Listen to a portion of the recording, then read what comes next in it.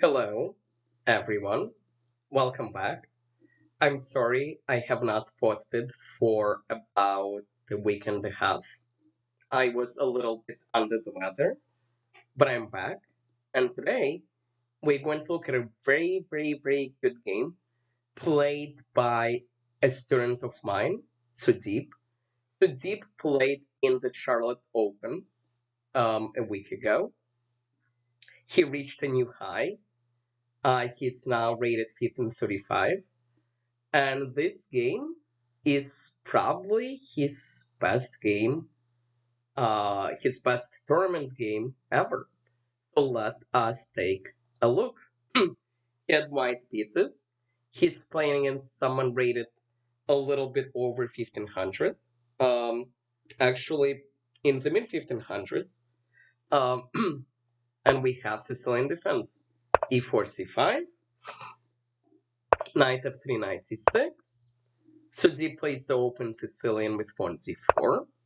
Black takes, so deep takes back, and black plays e5. So the main move, as you can tell, is knight b5, because white wants to play knight d6. And this takes us into the world of Kalashnikov, but so deep simply plays knight b3. It doesn't pose any problems for black. Um, Black has a short-term issue, or possibly a long-term issue, of this pawn. It's a backward pawn. It could possibly be a little weak later in the game. Also, white has control of this square. If white puts something on this outpost, black does not have pawns which can drive that something from there. So deep plays knight b3, black plays knight f6, which makes sense. And now Sudeep did not want to play knight c3 because bishop b4 is annoying. It pins the knight, threatening to take here. It prepares d5. So Sudeep instead decided to play bishop d3. In this position, black needs to realize something. And this is something that is true in all the Sicilians. If you can play pawn d5, most of the time you should play pawn c5. And this is what black should do right now, because black has a problem of this pawn being backward. Black has a problem of this square being controlled by white. He can play pawn d5 and deal with all those problems. And once he makes this trade, he's absolutely okay. But he does not realize that. Plays bishop e7. And now Sudeep probably would like to spend the move to stop d5. So something like knight c3, for example, something like pawn c4. Instead, he castles. And once again, black should play d5. Instead, he castles also, which, again, nothing wrong with castling, but he will end up having to deal with this problem. And here, Sudeep finally plays knight c3. And now playing d5 is a little bit harder. At first, by the way, it looks like you can do it, because black double covers with the knight and the queen, but if you calculate a little bit further, you realize that this move would be a fatal mistake, because after here, white can just take, and let's say takes, and black cannot take because of this discovery. So queen takes, and it's game over. So black cannot play d5 again. So what does he do? Well, he plays d6. But now, as we mentioned already, this pawn is a little weak. This square is available for Sudeep. He plays bishop e3, which is a reasonable move, just developing more pieces. And black decided to play knight e4. Black decided to play knight b4, so Deep decides to preserve the bishop and make it a little bit harder to play c5. So he plays bishop e2, and once again, and black has another chance now. he can play d5. Instead, he plays bishop e6, I think, to try to play d5.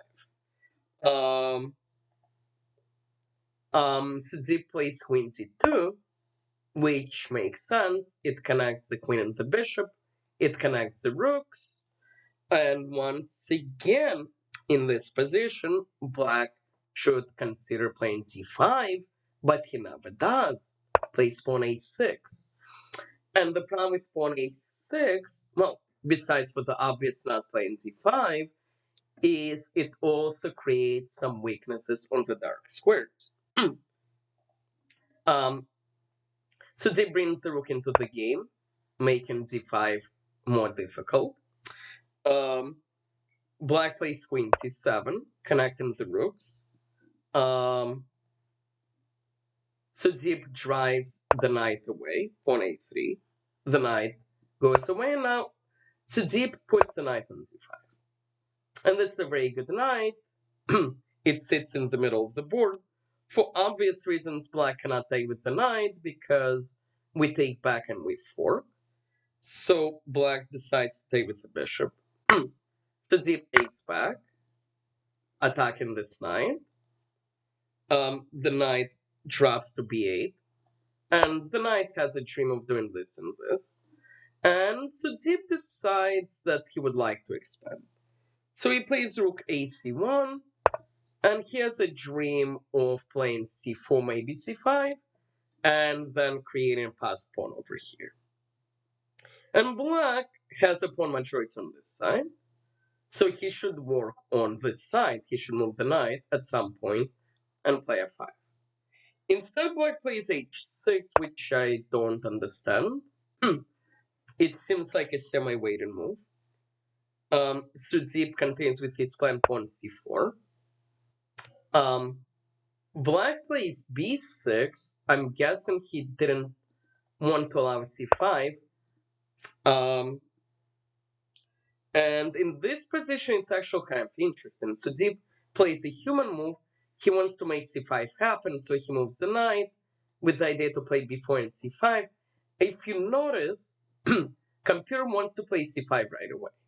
It's actually kind of interesting why. So obviously, if black takes with this pawn, we'll just fork.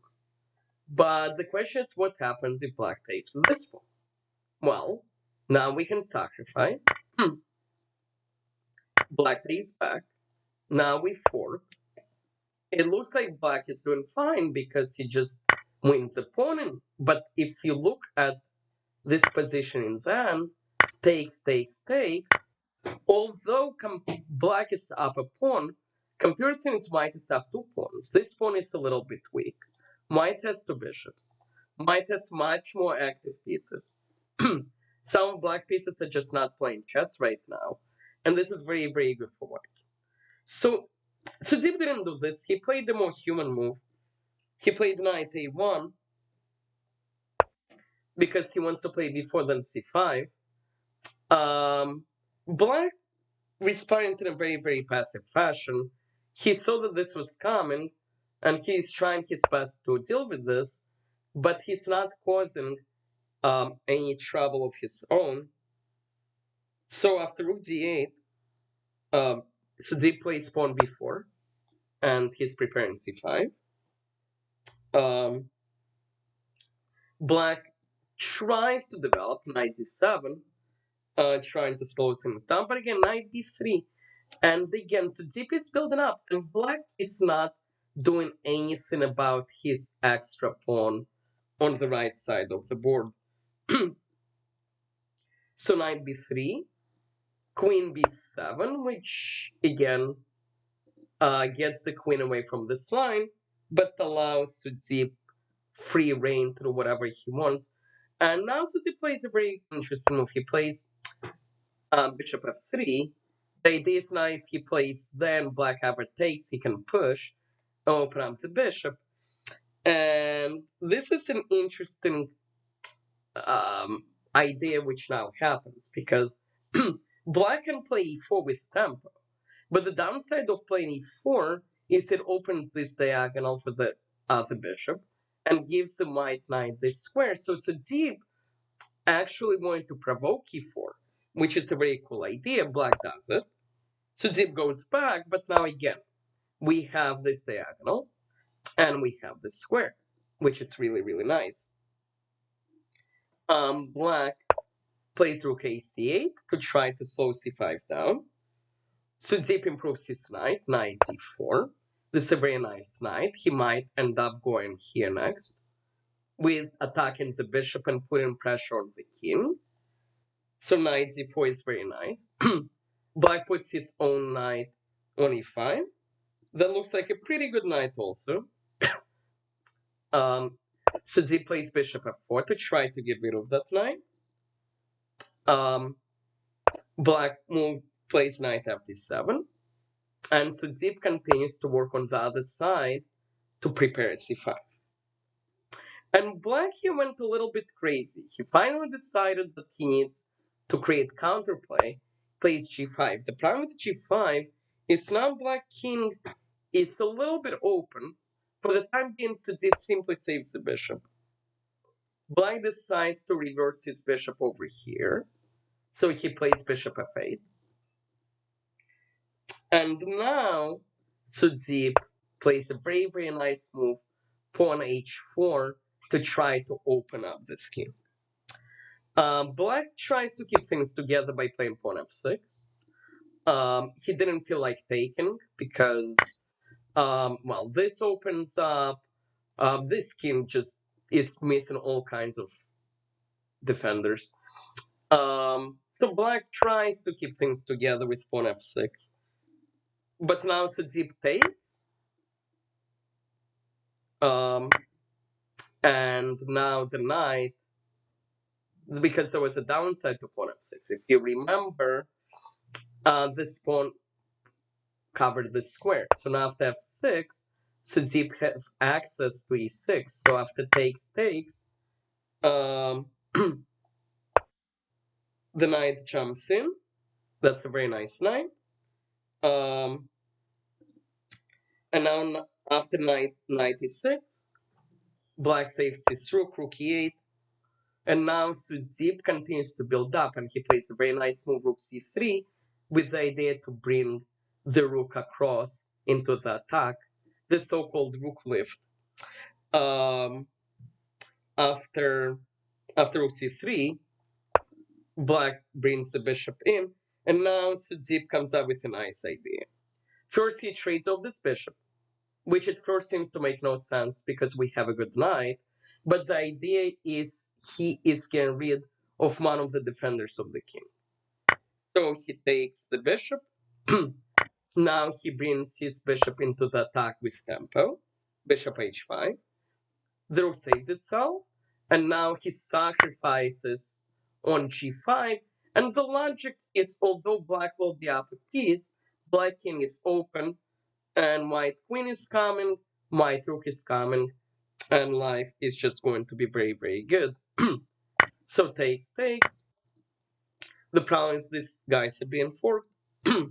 So black plays king f8, and now rook g3, and we are threatening checkmate.